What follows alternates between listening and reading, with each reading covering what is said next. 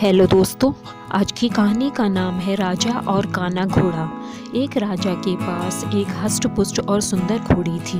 वह उससे बहुत प्रेम करता था और उसका विशेष ख्याल रखता था। इसका कारण ये था कि युद्ध क्षेत्र में घोड़ी ने कई बार राजा के प्राणों की रक्षा की थी।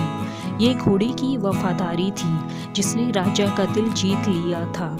घोड़ी ने कई वर्षों तक राजा की सेवा की और पूर्ण वफादार बनी रही। जब उसकी उम्र हो गई तो उसकी जगह उसके बेटे ने ले ली। घोड़ी का बेटा हष्ट-पुष्ट था, मगर उसमें एक खामी थी, वह जन्म से ही काना था। इस बात को लेकर वह हमेशा दुखी रहा करता था। एक बार उसने घोड़ी से पूछा, माँ, मैं काना क्यों जन्मा? घोड़ी ने बताया, बेटा, जब तू मेरे गर्भ में था उस समय एक दिन राजा मेरी सवारी कर रहा था और मेरे कदम लड़खड़ा जाने पर आवेश में आकर उसने मुझे एक चाबुक मार दिया था। शायद यही कारण है कि तू काना जन्मा। ये सुनकर काने घोड़े का मन राजा के प्रति क्रोध से भर उठा। वह बोला, माँ, राजा ने मुझे जीवन भर का दुख दिया है, मैं उससे इसका प्रतिशोध लूँगा।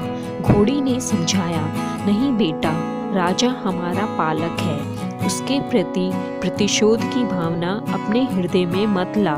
क्षणिक आवेग में उसे क्रोध आ गया और वह स्वयं पर नियंत्रण नहीं रख पाया।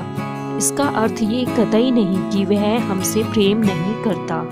तू प्रतिशोध लेने का विचार अपने हृदय से निकाल दे।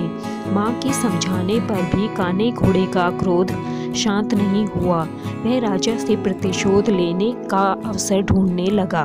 बहुत जल्द उसे यह अवसर मिल भी गया। राजा युद्ध के मैदान में काने घोड़े पर सवार था। उसके और उसके पड़ोसी राज्य के राजा के बीच घमासान युद्ध छिड़ा हुआ था। तलवारबाजी करते करते अचानक राजा घोड़े से नीचे गिर पड़ा। मौत उसके करीब थी। काना घोड़ा उसे वहीं उसी हाल में छोड़कर भाग सकता था, लेकिन उसने ऐसा नहीं किया। उसने फुर्ती दिखाई और राजा को फिर से अपनी पीठ पर बिठाकर उसके प्राण बचा लिए। वह चकित था कि उसने ऐसा क्यों किया। जिस व्यक्ति ने उसे काना बनाया, उसने उसके प्रति वफादारी क्यों दिखाई? क्यों उससे प्रतिशोध नहीं लिया? ये प्रश्न उसने घोड़ी से पूछा तो वह मुस्कुराते हुए बोली, तू आखिर बेटा किसका है? मेरा ना। मेरी छत्र छाया में तू पला बड़ा है। जो संस्कार मैंने तुझे दिए हैं वे तेरी रग रग में रच बस गए हैं।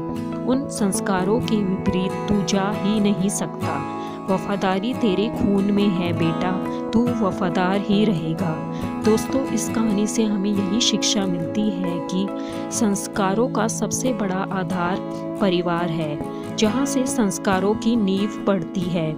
हर माता पिता की जिम्मेदारी है कि वे अपने परिवार को अच्छे संस्कारों की नींव दें।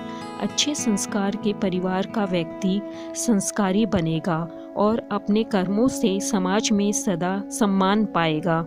दोस्तों, आपको यह कहानी पसंद आई तो प्लीज़ इसको लाइक, शेयर और सब्सक्राइब करना ना भूलें। धन्यवाद।